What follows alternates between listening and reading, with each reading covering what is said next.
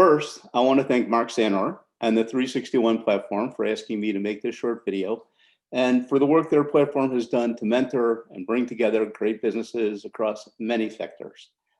In addition, the 361 platform has given us all the opportunity to make new relationships and friends and stay connected during this challenging time.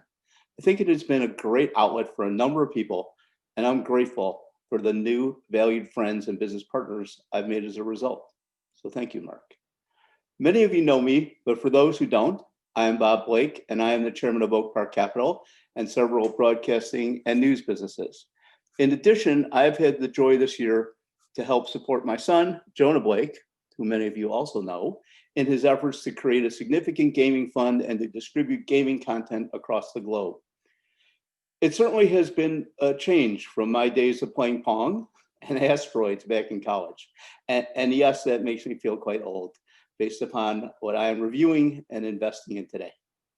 My interests remain mainly in the entertainment and gaming space. However, I also have an extensive background in real estate development, as well as more recent interests in blockchain and EV technology. My best and most important job every day is to be a father who is lucky enough to have 4 wonderful children, all of which make me prouder every day. My reflection about the worst decision I made in 2020, that's quite simple. I decided in early March to go to a dinner meeting with someone who flew into Miami from Europe to talk about esports. A few days later, I was informed that he had coronavirus. I can easily count that as my worst decision of 2020, and the result was no fun either. My best decision of 2020 may in fact relate to my worst decision in 2020 in some way. It was a decision to meet with and sometimes fight over the best and worst challenges that came my way this year. I made a conscious decision to keep moving forward and to never let the pandemic or the isolation we all dealt with as a result ever get me down. I used the time to work on fantastic new projects, improve projects, and I had the time to review what I needed to change. Overall, I will definitely admit at times that it was very difficult and frustrating, but all great learning and investment efforts usually are. Looking back at the time I spent with my family and friends on Zoom, including people on this platform, for me, it was invaluable.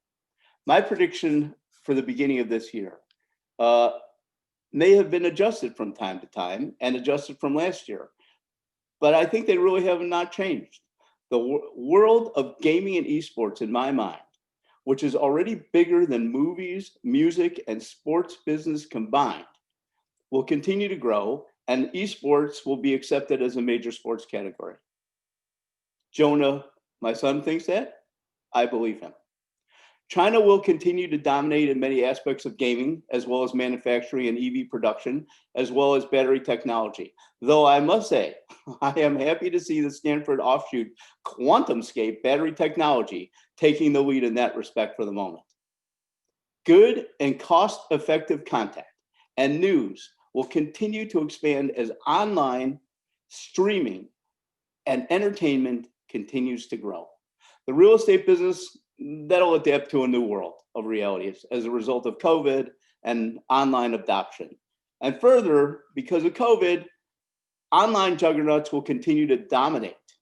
The tech companies will continue to dominate, like Amazon and many other top tech platforms. The changes we have adopted recently will have an effective change for the foreseeable future, long beyond the pandemic.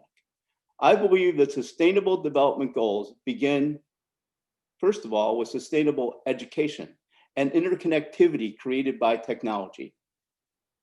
To help areas of the world out of poverty and troubled circumstances, we all must be willing to create opportunities and more schools for people in deprived areas to begin to have the chance to learn how to approach the challenges they face.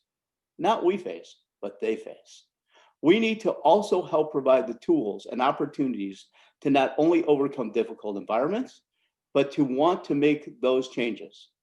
And that all starts with learning, in my opinion. The biggest enemy this world faces is complacency and the acceptance of difficulty. Uh, our country is a rich nation, and therefore that comes with responsibilities to help others. It is a very simple principle to me that goes back to the founding of the United States. If we all leave a little more in this world than we take out of it, then our lives are a success. If we're able to help others to live their lives with that same simple goal, then that's a solution worth supporting. I hope that at the beginning and end of 2021, that I will be able to use the same one word. Mark asked me to think of one word with regard to 2021 and 2020. And I would say it's the same word. I hope it's the word I have today. I hope it's the word I have at the end of the year. And that's rebirth. Simply rebirth. May you all have a very healthy and successful new year. And thank you for taking the time to listen. I appreciate it.